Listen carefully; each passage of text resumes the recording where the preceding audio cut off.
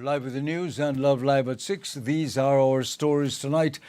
Florencio Marin Jr. requests a 90-day leave as the Defense Ministry audit continues. PM Briceño cautions his cabinet to ensure that they are operating above board. And cabinet to receive a presentation on the store's orders manual next week. Government moves ahead with plans for a central procurement unit. The PM says cyberbullying law may need amendments after constitutional concerns are raised. Alberto Augusts calls on Interim Minister Julius Espat to clean up the police department. September celebrations theme unveiled with Amber Mariano awarded as the author, and Francis Fonseca returns to active duty following triple bypass surgery. We invite you to stay with us for those stories and others in tonight's newscast. A year ago, on March 17, 2025, Builders Hardware introduced something new for Belize, our online store. For the first time, customers could explore thousands of products, place their orders, and complete their purchases entirely online. Whether you're nearby or in another district, you can browse what you need, place your order, and have it delivered directly to you. And for those who prefer to pick up their items, our smart lockers make it quick and simple. Just scan your code and your order is ready. Every day, more and more people across the country have begun turning to the platform as a faster and more convenient way to shop with Builders Hardware. Along the way, many customers have also found added benefits online, from special website offers to rewards for those signing up for the first time. All of this is just another step towards making our products more accessible to communities across Belize, bringing our store closer to you wherever you are.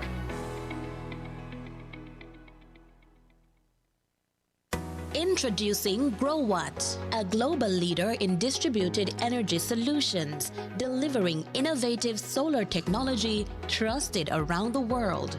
Engineered for reliability, designed for sustainability, built to power every scenario, powering homes, empowering businesses, creating a smarter energy future for Belize.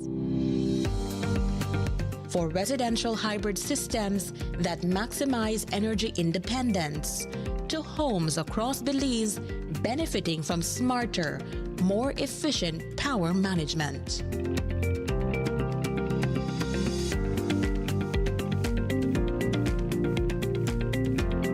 GrowWatt off-grid solar storage solutions bring dependable electricity to locations beyond the traditional power grid, providing clean, reliable energy whenever and wherever it is needed.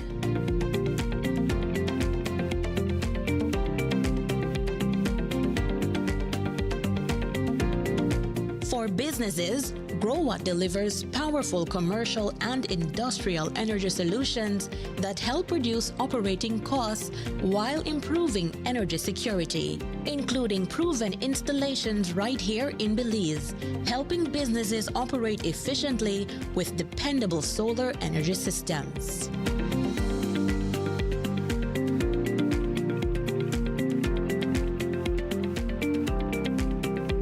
As transportation evolves, GrowWatt EV charging solutions help power the future with clean energy.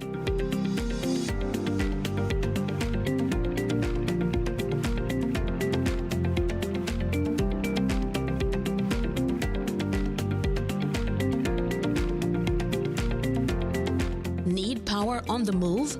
GrowWatt portable solar power solutions provide flexible energy for construction sites, events, emergency applications, and temporary installations. GrowWatt delivers energy-smart solutions for a greener future. Distributed in Belize by Llano Supplies, 112 Ranchita Village, Corozal Town.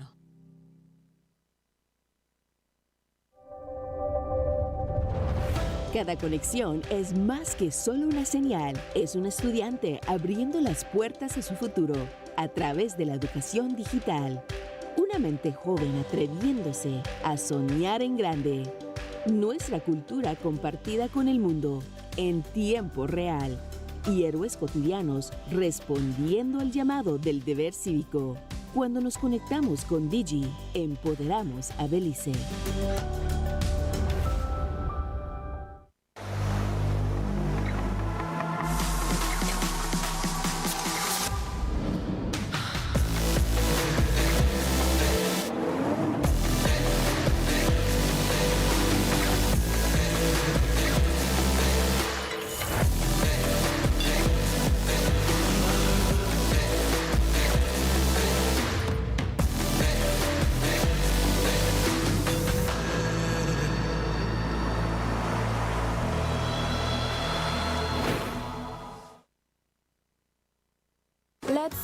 be safe during the rainy season. Belize Electricity Limited reminds you that heavy rains can cause flooding in your neighborhood and on roads. Avoid driving or walking in flooded areas, which can have hidden dangers such as debris and fallen power lines. Belize Electricity Limited cares about your safety. Please stay safe.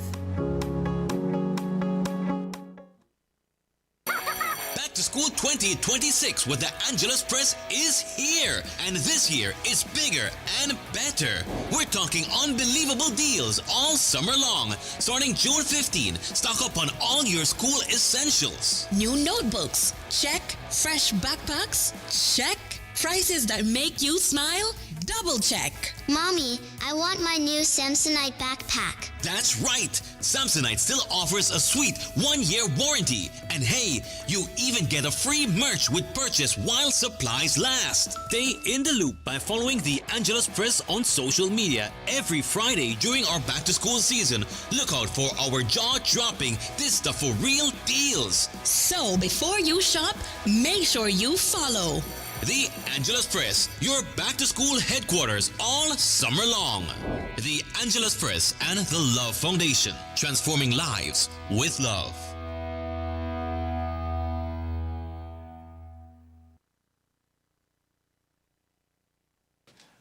Good evening, you're live with the news for today, July 1, 2026. I am Ernesto Vasquez, and this is Love Television.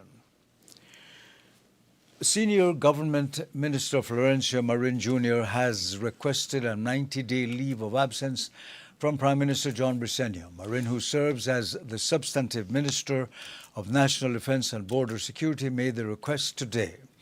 According to the PM, Marin thought it fit to take leave as the audit exercise continues in the ministry. Mr. Marin just called me earlier before the meeting and to say, you know what, I think it's best for me to ask for a leave of absence so that the Auditor General can do its, they can continue to do their auditing of the ministry. So it happened while the minister.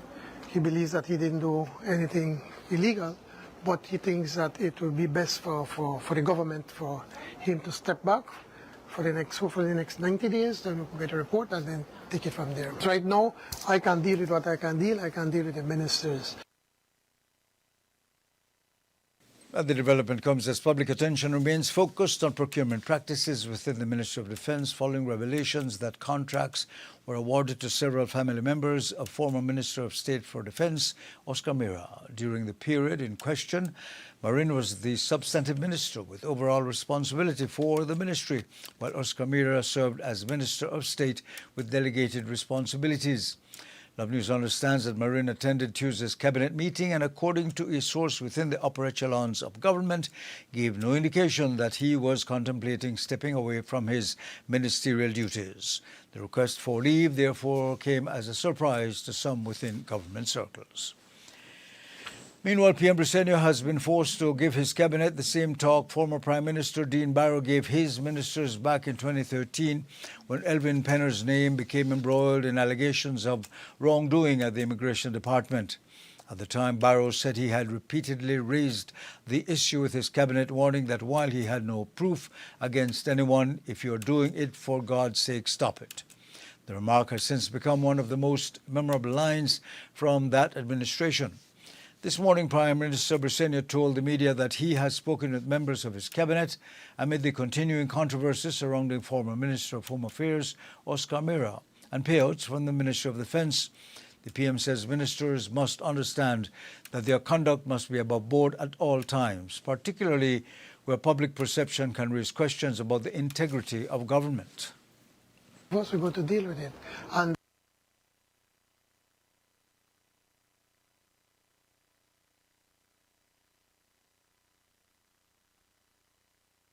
we're going to deal with it. And as I said to Cabinet from last week and this week I repeated, we don't only have to do the things right, we also have to appear to do the things right. I mean, for instance, what I've been told when it comes to the mirrors, it gives the impression as if, you know, they were only getting money and they were not delivering goods, but the goods were delivered. But it really leads into question when you're just giving it to one person. So that's the point I was making, that you can't only do things right, you also have to appear to be. And the comments come as the Oscar Mira matter continues to attract public attention following disclosures involving government payments to companies associated with several of his siblings. While government officials have maintained that no wrongdoing has been established, there are questions of conflict of interest, transparency, and the standards expected of elected officials. Following that reminder to Cabinet about the importance of proper conduct and public perception, PM Briceño says his government is moving to ensure ministers are also fully aware of the rules governing public spending and procurement. The Prime Minister announced this morning that beginning next week, Financial Secretary Joseph Waite and other senior public officers will make a presentation to Cabinet on the Store's Orders Manual. The session is intended to give ministers a clearer understanding of the procedures that govern government purchasing, contracting, and the management of public supplies. The Prime Minister says the presentation will help Cabinet members better understand the standards public officers are required to follow, particularly as government faces increased scrutiny over the practices in the wake of the Oscar Mira controversy. Well, what we're doing...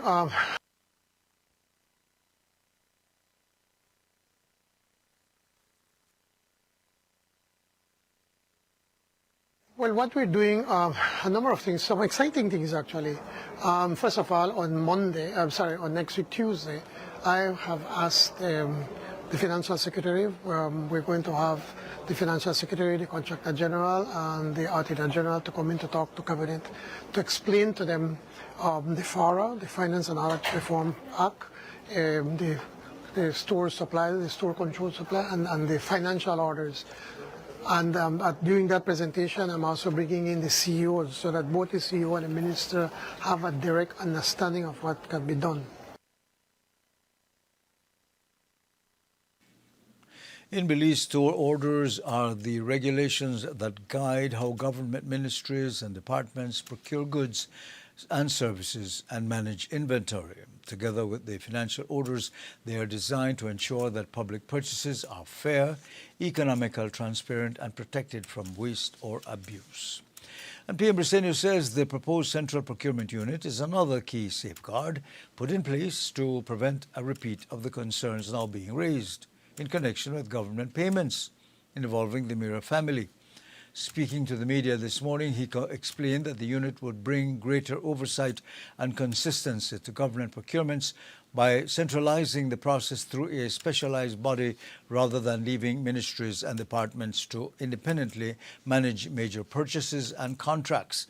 The Prime Minister says the new structure is intended to strengthen accountability, improve compliance with the store's orders and financial orders, ensuring that government contracts are subjected to proper review before public funds are committed. On the 14th of July, we are going to present a project that we have been working through my ministry, through the Central Execution Unit. We're coming up with what we call a Central Procurement Unit. It is a project we've been working with the IDB and looking at how other countries have been doing procurement for the country successfully. In short, what will happen is that there's going to be an electronic window so that every ministry will be required or compelled by law that they have to put it there to the public. So if the BDF wants tenders, it has to go to the public. If they want to buy anything under 10,000, whatever, it has to go out there in the public to say we're buying. So there has to be openness and transparency and accountability. I think that that's going to transform things. But also, I believe that we'll be able to save money.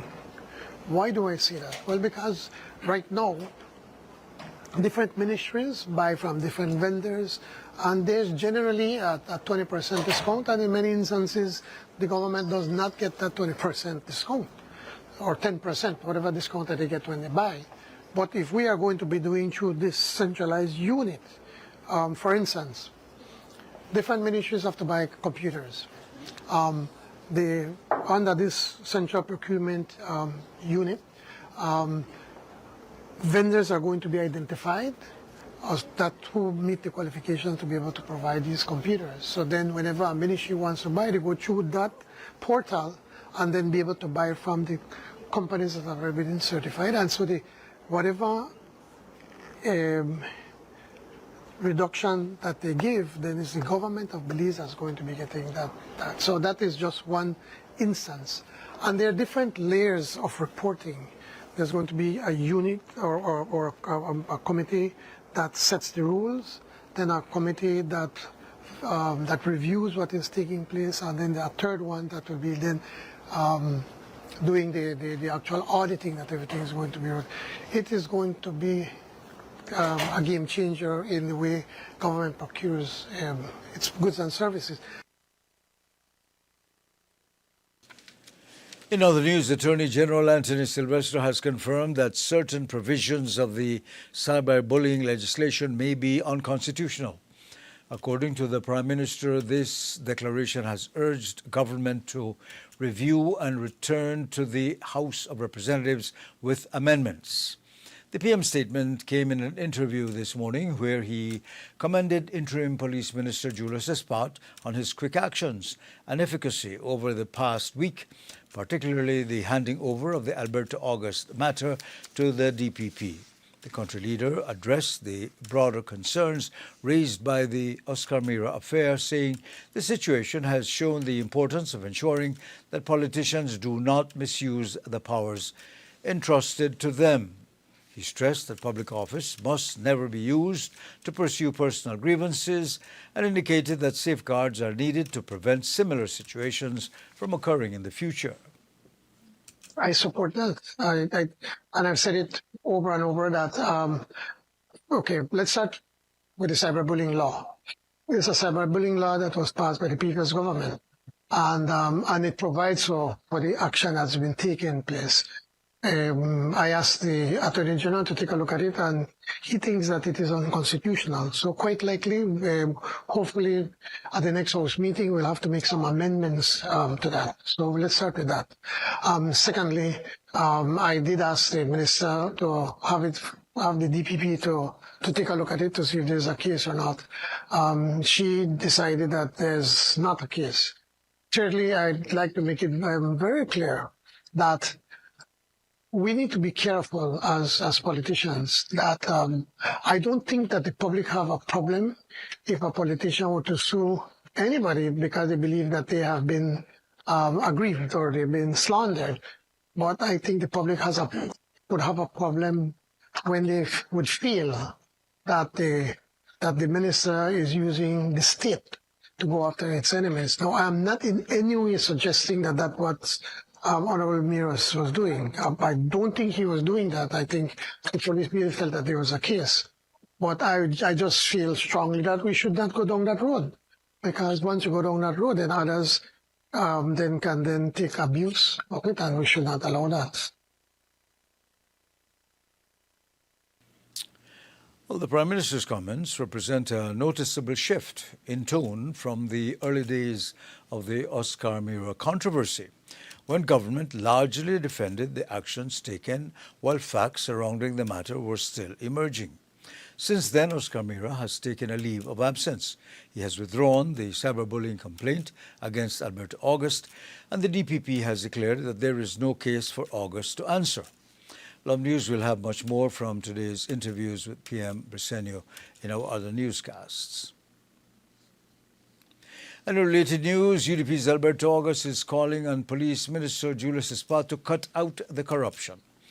In a social media post this morning, August strongly criticized members of the department and asked Espat to continue what he described as a necessary cleanup of the police department, specifically calling for the removal of Commissioner of Police Dr. Richard Rosado.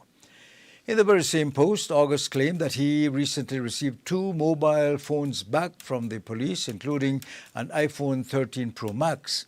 He said that after attempting to use the device, he discovered it had become permanently locked after too many incorrect passcode attempts had it been entered while it was in police custody. According to August, a phone technician informed him that the iPhone had been permanently disabled after incorrect passcode was entered on an 11th attempt. He questioned who had been attempting to gain access to the device without a court order while it was in police possession. He suggests that the phone had been tried to be accessed on May 30th, the same day police reportedly seized it. The allegation is interesting, as investigators had not obtained any judicial authorization to examine the contents of that device. The closure of the cyberbullying complaint against Alberto August has again brought attention to another unresolved matter involving social media personality Joseph Ryan Budna. After the Director of Public Prosecutions directed that the complaint made by former Minister Oscar Mira against August be closed, the Prime Minister was asked this morning whether there has been any update in the investigation into Budna's alleged abduction and transfer to Guatemala. Prime Minister John Reseño referred the question to Interim Minister of Home Affairs Julius Espat, which he had done last Friday. Well, that is something that you would have to discuss with Minister Espat, because I don't know what really that they have in the police. But again, I think that is already in the hands of the DPP, and so it's out of the direct control of the police. I didn't get an update from you on Budna. How are you going to move forward with that? I don't have an update because I haven't dealt with it as yet. Yeah. So I will start looking at that shortly. Budna is at the center of a major legal and political controversy following the events of August 22, 2025. He was taken by force near the Orange Walk police station and later found in Guatemalan custody after surfacing in the border area of El Arenal. Budna has said that Belizean police officers abducted, assaulted, and illegally handed him over to Guatemalan authorities, an allegation the government has denied. The Belize Police Department opened an investigation after a report was made by an eyewitness, and the authorities confirmed that surveillance footage and a vehicle of interest were being examined. However, no one has been charged in Belize in connection with that abduction. Budna had been living in Belize after escaping from a Guatemalan prison hospital in 2019. He was wanted in Guatemala in connection with kidnapping and abduction convictions and is now serving a 30-year prison sentence there. His attorneys maintain that whatever his criminal history, he was entitled to due process and could not lawfully be removed from Belize through an unofficial cross-border operation. Moving on, Foreign Affairs and Foreign Trade and the Ministry of Education, Culture, Science and Technology, Minister Francis Fonseca returned to active duty today after taking 2-month medical leave to recover from major open-heart surgery. Fonseca underwent a triple bypass procedure at the Carl Huesner Memorial Hospital on the 4th of May after medical examinations revealed serious blockages in 3 coronary arteries. The senior minister had reportedly sought medical attention after experiencing persistent chest discomfort, leading doctors to recommend the scheduled surgery. Speaking following his return, Fonseca expressed gratitude to the medical team at the KHMH, as well as the many Belizeans, family members, friends and colleagues who offered prayers and support throughout his recovery. Yeah, I'm doing great. You know, it's only been 2 months, so I think, you know, obviously I'm not 100%, but I'm getting there. But I feel really good. You know, I had a great team of doctors who helped me and guided me through this entire process. I'm very grateful to the entire team at the KHMH. You know, Dr. Koi, Dr. Lin, Dr. Arriaga, their American partners, the nurses, Nurse Blake, Nurse Gomez, all of them who really supported me every step of the way. And I'm very grateful. I use this opportunity to thank the Belizean people. Very grateful for the outpouring of support and love and prayers that I receive from Belizeans across the country, across the political divide. So I'm very, very grateful for that. And I want to use this opportunity to thank each and every one of them for that outpouring of support. The first few weeks I was, you know, I really was completely focused on my recovery. But certainly in the last few weeks, you know, I've been more in tune with what is happening and more in touch with my offices. The 59-year-old minister says the experience has given him an even greater appreciation for the work of Belize's healthcare professionals and the importance of timely medical attention. Don't go away, we have more news up ahead right after this break.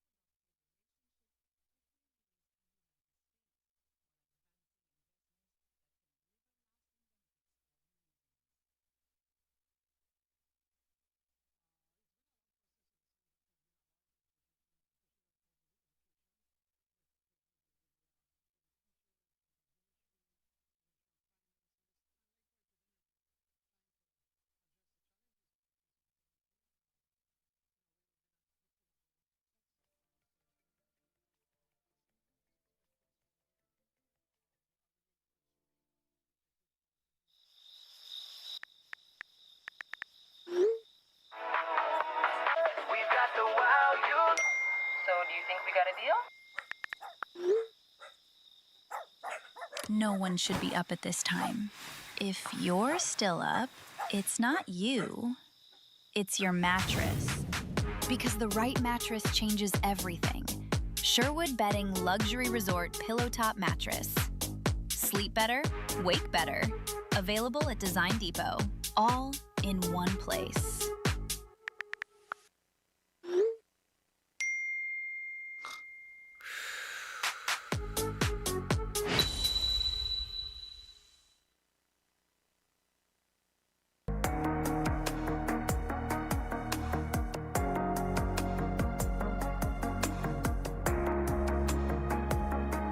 People, not businesses, power the economy.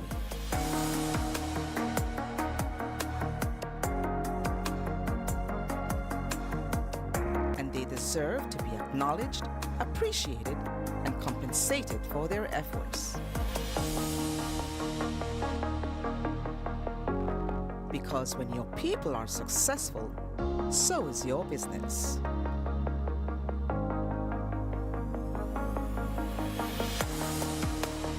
Neo People, simplify your HR and payroll needs with one powerful solution. Commercial Cleaning and Products of Belize, CCP, formerly known as Carpet Care Plus, offers a wide variety of professional restorative cleaning services and products in Belize. With over 20 years of experience in the industry, our mission has always been to provide our customers with the best products and services for quality, safe, and environmentally friendly cleaning. What separates us from the rest? The services we offer. Fabric cleaning for all types of carpets, upholstery, walls, and drapes. Vehicle detailing for both the interior and exterior. Total restorative cleaning of ceramic and porcelain tiles for floors, walls, marble, granite, limestone, travertine, clay, and more. Degreasing and polishing of the entire kitchen and all its equipment. Also custom concrete designs. We are a supplier of the most cost-efficient and economically viable products when you buy our specialized super concentrated formulas, such as cleaners, disinfectants, deodorizers, and sanitizers. Additionally, we also carry professional cleaning equipment, such as mops, buckets, vacuums, doormats, and window equipment, which are very durable and practical. You can order any of our products online at www.ccpbelize.com. CCP Belize uses only trained technicians, professional commercialized equipment, and EPA certified products. Our products are 100% biodegradable. We also have certified green products, which are used by Green Globe approved companies. Visit us at 68 North Front Street, Belize City, or contact us at telephone 223-1820. Email us info@ccpbelize.com.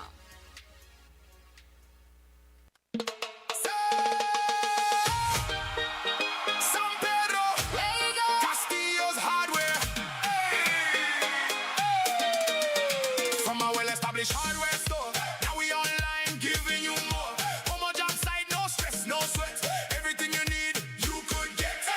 All appliances day or night. Shopping for supplies made easy and light. Click, click, boom, and the order done. Building in Belize just got more fun. Why wait long in a line?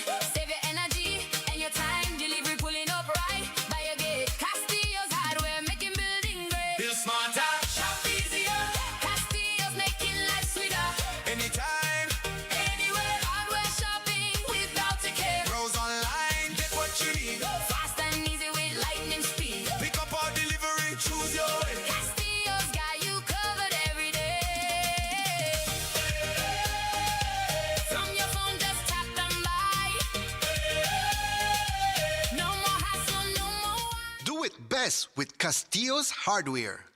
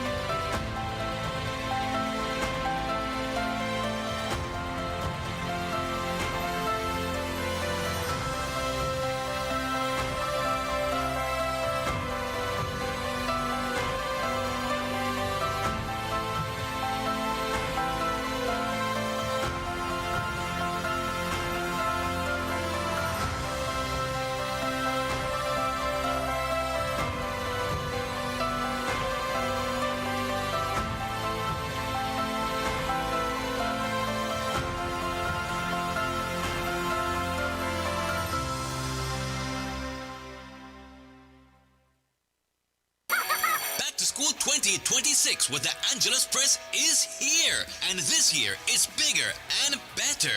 We're talking unbelievable deals all summer long. Starting June 15, stock up on all your school essentials. New notebooks? Check. Fresh backpacks? Check. Prices that make you smile? Double check. Mommy, I want my new Samsonite backpack. That's right. Samsonite still offers a sweet 1-year warranty. And hey, you even get a free merch with purchase while supplies last. Stay in the loop by following the Angelus Press on social media. Every Friday during our back to school season, look out for our jaw-dropping This the For Real deals. So before you shop, make sure you follow The Angelus Press, your back-to-school headquarters all summer long. The Angelus Press and the Love Foundation, transforming lives with love.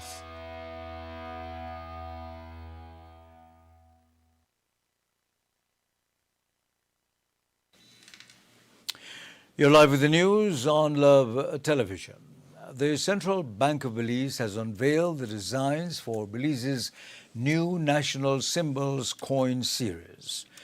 The new coins, which were minted by the Royal Canadian Mint, are expected to enter circulation in September. The $1 coin will prominently feature the map of Belize, while the other 5 denominations will showcase national symbols. According to the Central Bank, the launch complements the 2025 National Heroes Banknote Series and helps create a more unified Belizean national currency. The new coins will circulate alongside the current coins bearing the image of the late Queen Elizabeth II, which will remain legal tender. The Central Bank says members of the public will not need to exchange or deposit their existing coins, as the older series will gradually phase out over time, while the new series will retain the familiar sizes and general characteristics of the existing denominations. Several changes are being introduced. These include updated metal compositions aimed at improving cost efficiency and durability, as well as the use of nickel-plated and bronze-plated steel, which will result in slight weight variations. The 1 cent coin will also feature a distinctive 10-sided edge, while the $1 coin will have a bronze appearance. The central bank has emphasized that the introduction of the new coins will not affect the value of Belize's dollar, which remains $2 Belize to $1 US. To mark the launch, the central bank will also issue a limited edition painted 50-cent collector's coin featuring the mahogany tree, and that commemorative coin will be sold as a numismatic item and will not enter general circulation. Meanwhile, Government of Belize has formally signed modifications to the Belize Compact, preserving a landmark $125 million grant agreement with the United States government through the Millennium Challenge Corporation. The revised compact reallocates $20 million from the education project to the energy project, opening the way for expanded investment in critical national energy infrastructure. A key component is the planned installation of a new 69-kilovolt submarine transmission cable to Ambergris Key, expected to reinforce the national grid and help meet the island's growing demand for electricity. PM Briceño says the modified compact reflects the close and productive relationship between Belize and the United States, while advancing investments that can deliver lasting benefits for Belizeans. It's been a long process in the sense that there have been a lot of consultations, especially when it comes to the education, with the teachers, with the Ministry of Finance, and likewise with energy, trying to address the challenges that we're facing with energy. In a way, we've been a victim of our own success. Our economy has grown way far faster than was expected, so we are already consuming what was projected for, I think, for 2028 and probably 2029. So I think it was a wise decision to hone into those two areas. For the education component of the grant? Well, I think you could speak with the technical people and they can give you greater details. But what we look at is to move some of the finances that we're going to use with more inclusion and also the digital devices because they wanted to shift more monies into energy because they felt that, again, for us to be able to have a thriving economy, we have to keep up with the energy, and not only reliable, but trying to find ways on how we could start to bring down the cost of energy. And that's what we're working along with them, with the World Bank, where we're doing a project for batteries. I think it's about 30 megawatts of batteries, looking at solar. Solar will be coming online pretty soon in the next year, 2 years at most. We're going to be having a amount of solar. We know that also the submarine line that connects the mainland to San Pedro has passed its time. It should have been done from before it got into government. It should have been replaced, and it wasn't. And also now, through the compact, we're getting some funding to be able to help pay for it. Government will still have to put a significant portion of monies to be able to get that done. While the adjustment increases support for energy resilience, government says education remains a central focus of the compact.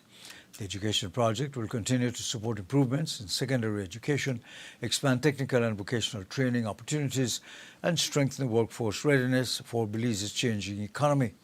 Government has also increased its own contribution to the program, raising its commitment to the energy sector to $38 million while maintaining support for digital learning devices for students.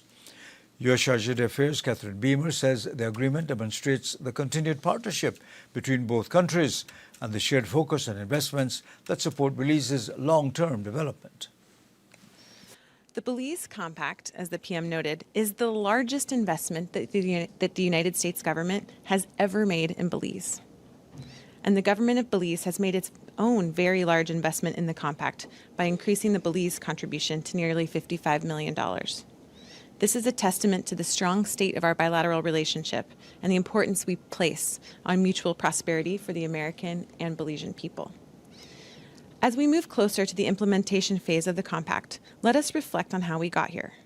Belize was selected for this grant because of its commitment to democracy, economic freedom, good governance, and investing in its people. Those values are the bedrock of our bilateral relationship, and our leadership in Washington recognizes this same pragmatism in the Briceño administration. Everything about this agreement, from the determination of which sectors the compact will invest in to the details of how and why those investments will be made, all came through thoughtful coordination and hard work between our two countries. By working together to transform Belize's education system, we can give new opportunities to the next generation of Belizeans entering the labor market and help businesses find more workers with the 21st century skills they need to grow.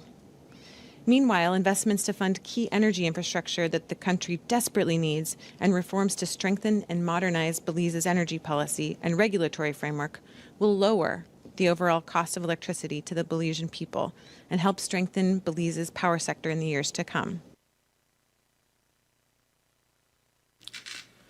The Millennium Challenge account Belize will oversee implementation of the compact, which is expected to enter into force later this year. The signing took place today in Belmopan, where Chief Executive Officer in the Ministry of Economic Transformation, Carlos Paul, signed on behalf of the government. PM John Briceño, Minister of State Dr. Osman Martinez, Financial Secretary Joseph Wade, U.S. Chargé d'Affaires Catherine Beamer, and other senior officials were present. And Belize is earning regional recognition for its leadership in STEM education after showcasing its robotics as a sport initiative at the inaugural Caribbean Seed Summit 2026, held June 25 to 27 at the Accra Beach Hotel in Rockley, Barbados. The summit brought together policymakers, educators, researchers, and investors from across the Caribbean to explore how science, technology, engineering, and mathematics can drive economic growth. Belize was represented by Jamie Lee Usher, Vice Principal of Student Affairs at St. Catherine's Academy and President of the Belize Robotics Federation. Speaking with Love News, Usher says Belize's approach to robotics is helping position the country as a leader in STEM education and innovation. We are excited for Belize because we are really changing the way robotics has been seen. So technology is growing so fast that we need to be able to equip our students with skills that actually contribute to nation building and regional integration. So robotics as a sport was an important step because Belize was the first country to declare robotics as sport, giving authentication to the discipline, the dedication, the communication skills, and the teamwork that it takes to create a robot. The other delegates were very excited because while robotics is a part of a STEM pathway, not all STEM pathways lead to robotics. So there are so many entry points for robotics. So part of the reception included excitement, intrigue, and there's a lot of successful stories that have been demonstrated by various robotics programs. And so we were well received, and the Minister of MIST in Barbados for Innovation, Science and Technology in Barbados, Jonathan Reed, was a part of the summit, and he's very excited to have Barbados join the campaign. Regional leaders discussed the need to strengthen STEM education through collaboration between government, schools, and industry. Belize used the opportunity to share its experience with robotics education and encourage other Caribbean countries to consider similar approaches to developing future workforce skills. According to Usher, the team is anticipating, that is, greater success as it continues to be recognized. Well, as a practitioner still in the classroom for education and as the Robotics Federation, my colleagues and I want to continue to work in terms of building skills connected to robotics. And so we are working with the Ministry of E-Governance to get teachers trained, to have school principals integrate robotics into the curriculum, to get academic learning enhanced through robotics. I hope that Belizeans are excited about everything that robotics and technology and STEM education can do for Belize, but it's important that we see ourselves as part of the Caribbean and that we see our students as future coders, builders, innovators, engineers that will solve our problems as a community. It's important that we not work in isolation or in pockets, but that we learn to collaborate and develop a real atmosphere of working together, making each other better, but actually improving our life. My colleagues and I, Mr. Godfrey Sosa Jr. and Mr. Luis Silva, are excited that we are not just creating consumers of technology, but we are creating future innovators who will be a part of designing the technology tools that we actually use. So we are looking to encourage our Belizean talents, our Belizean creativity. We all appreciate the Belizean innovativeness, and so we really want to champion all of the innate skills that our students have to offer. The three-day Caribbean Seed Summit concluded with renewed commitments to regional collaboration in science, technology and innovation. In sports news, the country's top high school athletes are now halfway through the inaugural Super Nationals, with 3 days of competition already in the books. Following last week's successful primary school division, this week's games have raised the level of competition as secondary schools from across Belize continue battling for district pride. Well, as the tournament reaches its midway point, the Belize district emerges as the one to beat in two of the marquee team sports, with medals and championship hopes on the line. The action has remained intense throughout the week as athletes compete across multiple disciplines. In volleyball, Belize district has established itself as the early front runner, producing strong performances in both the boys and girls divisions. The district has remained unbeaten through several matches, putting itself in a favourable position heading into the final rounds of competition. Councillor Kaya Katu says the level of competition has been high, but Belize district has consistently risen to the challenge.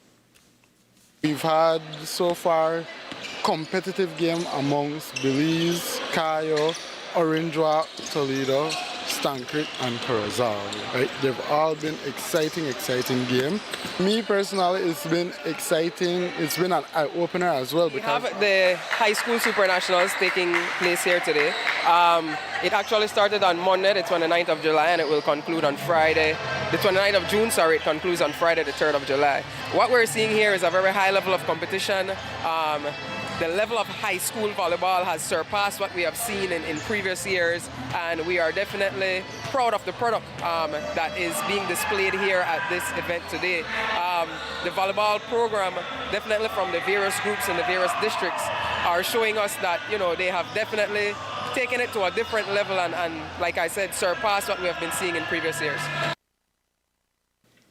On the basketball court, the story has been much the same. Belize district has continued its dominant run, displaying depth on both ends of the floor and collecting important wins to stay atop the standings. While the competition has produced several closely contested games, the Belize district consistently found ways to come out on top, reinforcing its status as one of the tournament's strongest contenders. Here is Shaquille Rice to tell us more. We've had so far competitive game amongst Belize, Cayo, Orinduak, Toledo, Stancrick and Corozal. Right? They've all been exciting game. Me personally, it's been exciting. It's been an eye-opener as well, because as an employee of the National Sports Council, we don't really partake in high school events.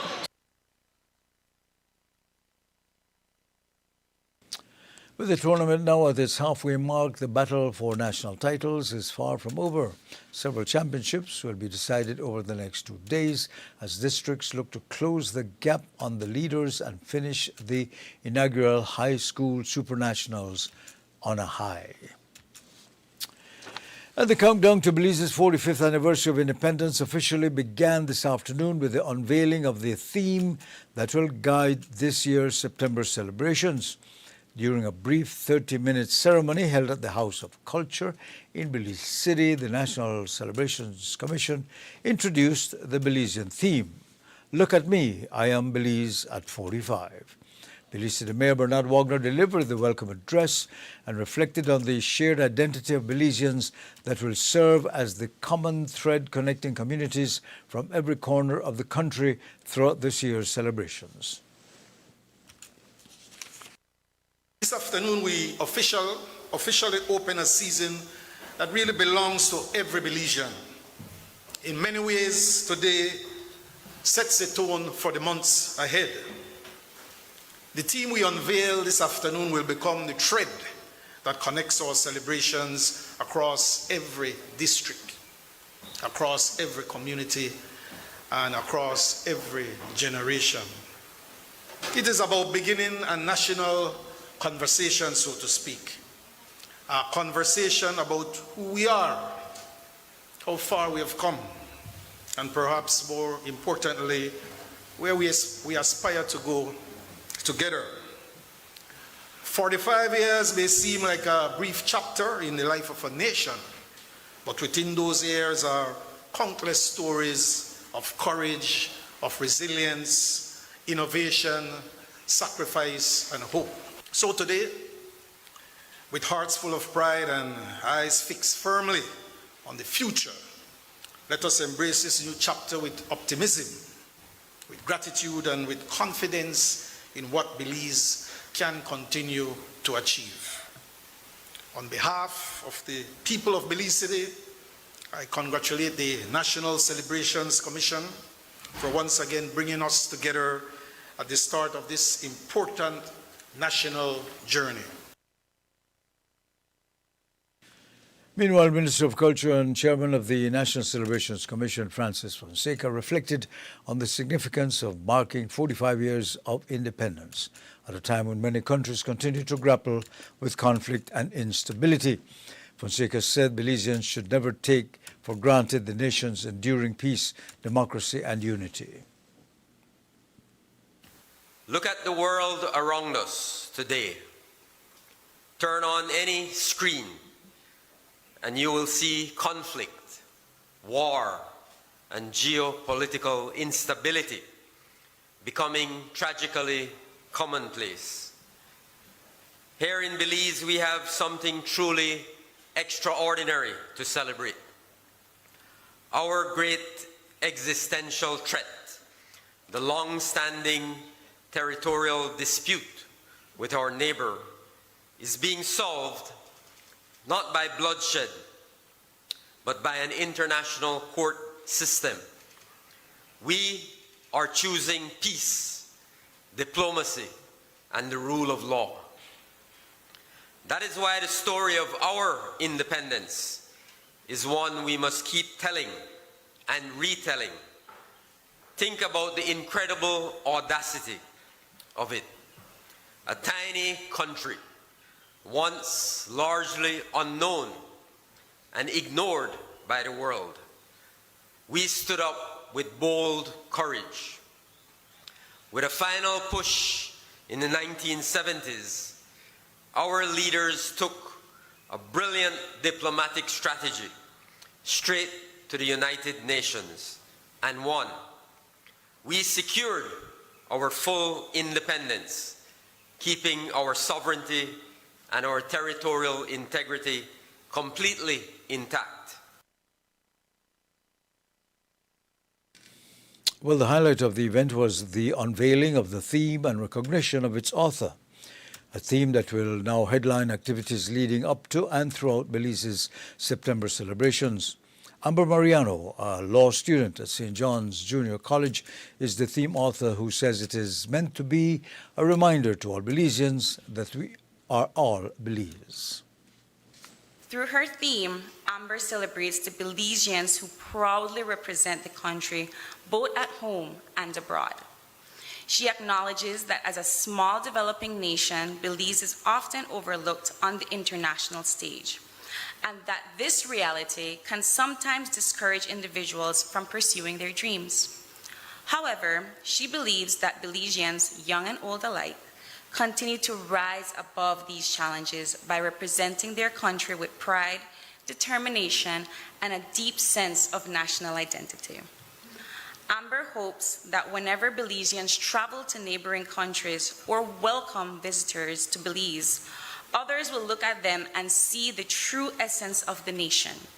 She envisions Belizeans proudly responding, "I am Belize," when asked who they are or where they are from, because it is the people who make Belize what it is today. The ceremony featured musical selections by the Belize Defence Force Ensemble and welcomed government officials, members of the diplomatic corps, representatives of cultural organizations, and invited guests. A 29-year-old Biscayne Village man who admitted burglarizing his own mother's home has been sentenced to 2 years in prison after changing his plea to guilty in the court. Ashton Andre Armstrong appeared before Senior Magistrate Manon Dennison this week, where he withdrew his not guilty plea and accepted responsibility for the burglary committed earlier this year at his mother's residence in Washing Tree, Biscayne Village. Before entering his guilty plea, Armstrong requested a sentencing indication from the court to determine the likely penalty he would face. Senior Magistrate Dennison explained that while the offence carries a statutory minimum sentence of 7 years imprisonment and could attract as much as 10 years if dealt with summarily, the application of the sentencing guidelines and available mitigating factors could reduce the sentence to 24 months. Following a brief adjournment to consider the indication, Armstrong returned to court and formally pleaded guilty. Armstrong also addressed the court, explaining that while on remand he had enrolled in the Rehabilitation and Social Change Program at the Belize Central Prison as part of his efforts to prepare for a successful reintegration into society. After considering all the mitigating and aggravating factors, Senior Magistrate Dennison imposed a sentence of 2 years imprisonment. And because the sentence was backdated to February 2nd, 2026, when Armstrong was first remanded into custody, he has approximately 19 months remaining to serve. The burglary occurred on January 29, when Armstrong's mother, 48-year-old Valmy Verlina Reyes, reported leaving her home secured before traveling to Belize City for work. She received information later that her son had entered the house without permission. Police were called and Reyes discovered that household items had been taken. The stolen items were found later in the upstairs portion of the residence where Armstrong lived, leading to his arrest and charge of burglary. Following up on a Love News report regarding a Belize Defence Force soldier's complaint of rape at Fairweather Camp in the Toledo district, Commander of the BDA Brigadier General Anthony Velasquez has confirmed that the complainant did eventually undergo a medical assessment despite declining the examination. At first, the alleged incident reportedly occurred during the early morning hours of June 29. We understand the 22-year-old female soldier reported waking to find a fellow soldier in her bed wearing only boxer shorts. Before immediately reporting the allegation through the military chain of command, the report prompted an immediate response from the Belize Defence Force, dispatching a counsellor and a psychologist to Fairweather Camp to assist the complainant. The Brigadier General has reaffirmed that the Belize Defence Force has launched its own internal administrative investigation while fully cooperating with the Belize Police Department's criminal investigation. Part of our sexual relation policy, the victim can either request police intervention or deal with it internally. In this case, there is a police intervention because of the seriousness and the gravity of the allegations, and we are also conducting an internal investigation as well. We take the matter seriously. However, we also take the fact that we must protect the victim and ensure that her rights and her privacy is being adhered to. After this was reported, we immediately took steps to ensure that the victim and her rights were adhered to. We have formed an investigation team internally to deal with the matter. You have been informed that a medical assessment has been conducted? Yes. Please understand that the victim is traumatized and a bit disoriented and highly anxious, in a highly anxious state, according to our psychologist and our counselor. So her decision making was not the best since Monday. She has since then, today she has been more clearer and more coherent, and and she went to make a police report, and also there is an ongoing medical examination of her at the moment. So you are aware that she had declined medical assessment before? According to reports, yes, she initially declined medical assessment, but that has nothing to do with whether this incident occurred or not. The commander addressed the actions taken by the force as the investigation proceeds. The accused perpetrator will not be given leave or anything. He's under what we call open arrest at the moment, meaning that he's confined to the camp at Fairweather Camp until the investigation has been concluded, which we hope to be this investigation to be concluded in the speediest manner possible, while also following all the regulations and the procedures. So until that investigation has been concluded, the alleged perpetrator is confined to Fairweather Camp. Now, in the part of the police investigation, whether the police need to speak to him or detain him, that's a different matter. Talk to me in terms of her status. But she will be transferred. She will not go back to that environment that she was in. And after she has given her statement to the police and conducted the medical assessment, then she will be given leave based on the recommendation from the psychologist. We will give her leave to go home and start the recovery process.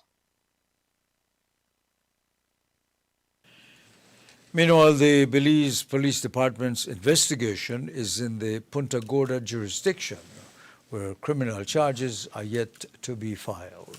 Don't go away. The final segment of the news is coming up after the break.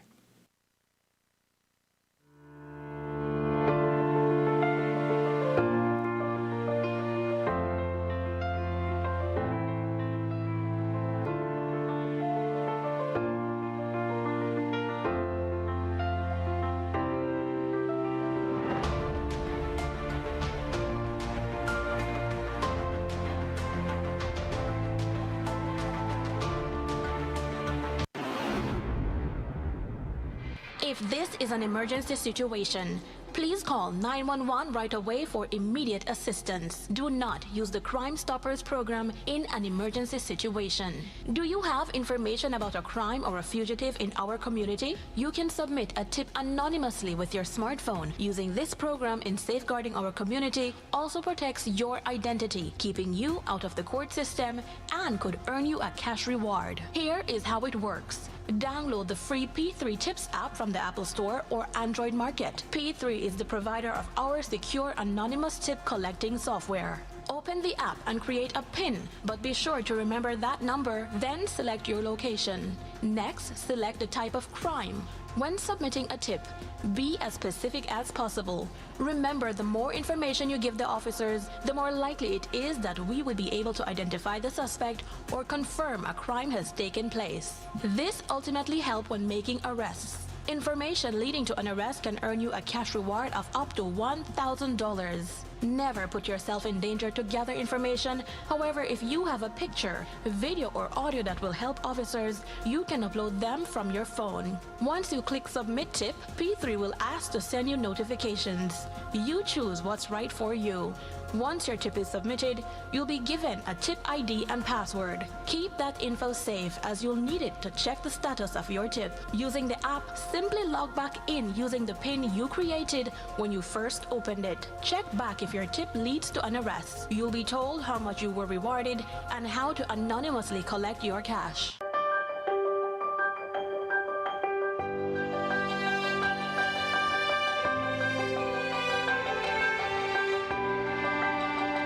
No right.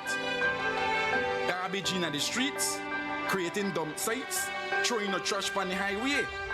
We not fit do that. Only we could stop this. Each of we play an important part in protecting our beautiful country.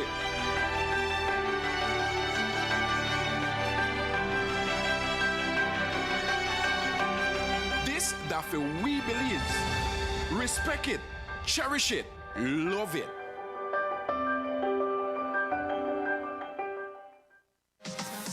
Looking to perfect your roofing or siding project with precision? At Coop Sheet Metal, we've got the machine that makes it happen. Introducing our state-of-the-art double folding machine equipped with advanced technology and engineered to handle complex metal bends in long pieces, various angles, and intricate profiles. Need trims up to 21 feet?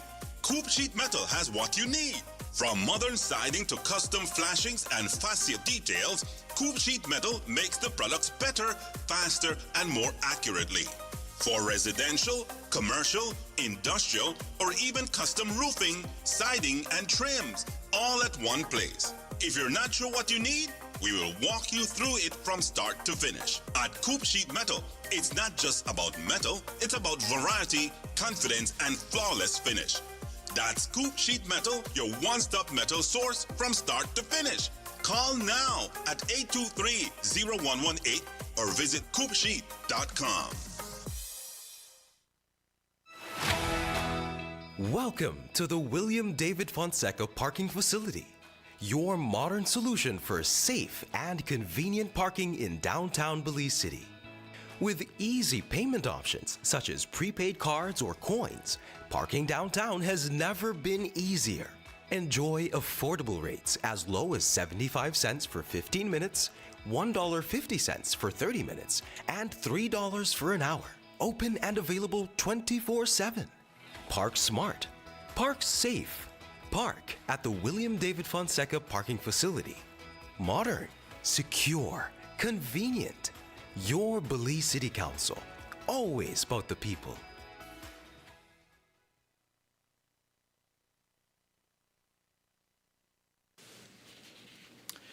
Good evening again, and thank you for staying with us as we continue with the evening news here on Love Television.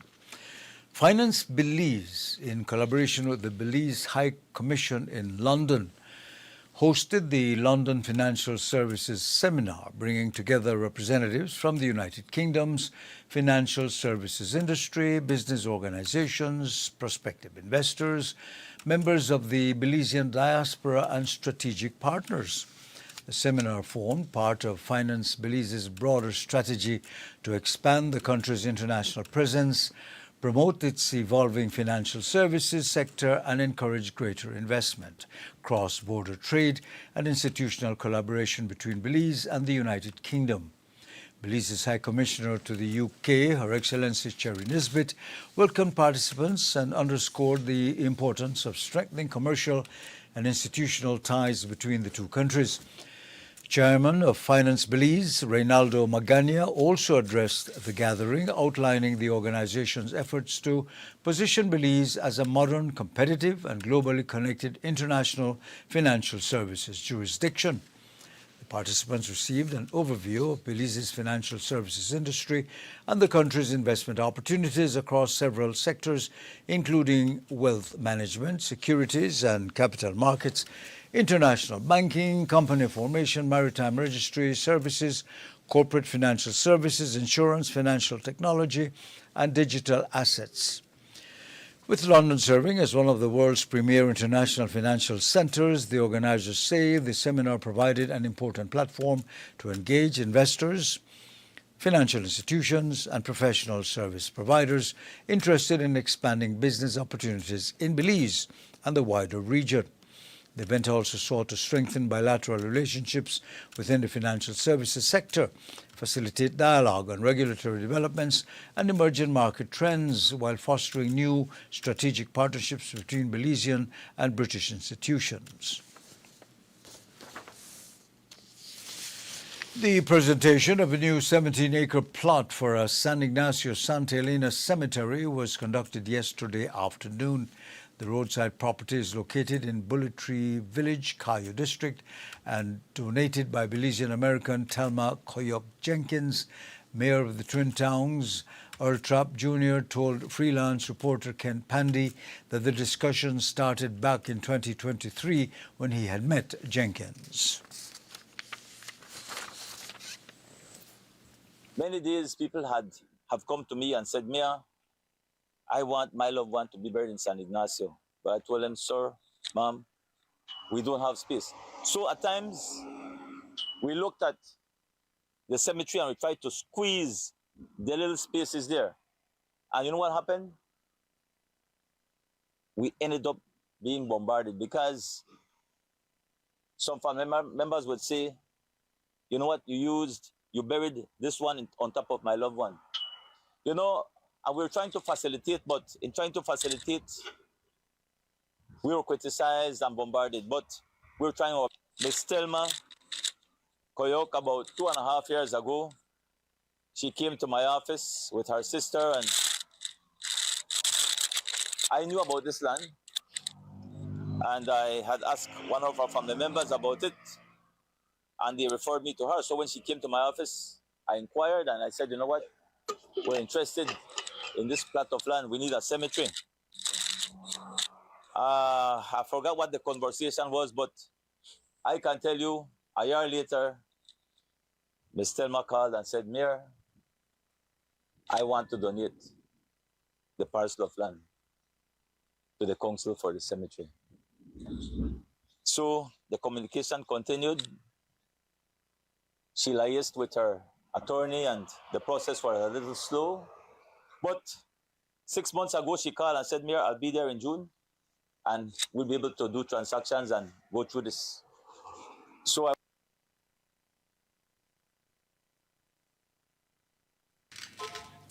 We also spoke with the land benefactor, Thelma Jenkins.